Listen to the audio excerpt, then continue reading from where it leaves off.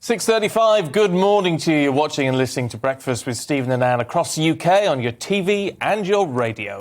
And it's time to go through the papers now. Joining us this morning, Andrew Eborn and Claire Muldoon. Lovely to see you. Morning. And, well, let's start, Claire, with Rishi Sunak's wife. OK. Now, you can Don't know if to feel sorry for her or not, because she's getting absolutely lambasted at the moment for being rich. It's covered in every single newspaper today, the front page of most of them, to be fair. But interestingly, the Mirror is going for the fact that she has claimed nondom status. Now, we were talking earlier, does anybody actually know what nondom status is? There are a few areas, and I'm sure Andrew will hop in if if I give the wrong view or anything. But essentially, it's a test based on the evidence of where you live. Right, but it's supposed to be a temporary residence in order to get the non-dom status. So you would think you wouldn't educate your children in the country you were seeking non-dom status for. It would appear that you might want to go back to the country that you are domiciled in.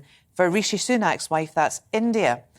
None of those things seem to be happening at the moment because she's been here for 11 years, her children are being educated, and of course her husband is living in Downing Street. Yeah, but he's not non-dom. It's worth putting it in context because actually the non-dom status was introduced in 1799 and the idea was to protect colonial investments during the time of the British Empire. Yes. And the test is where your father was having his permanent residence and where you ultimately think is going to be your home. So if you're going to die over in India, if that's your intention, that would then be your domicile. And I think the important point to recognise is that this has been under both Conservative governments and also Labour. Everybody's had a chance to repeal it if they want to. But they're now having a go at Rishi's wife, which I think is unfair, because basically, according to the evidence that I've seen so far, she's complied with the rules. Legal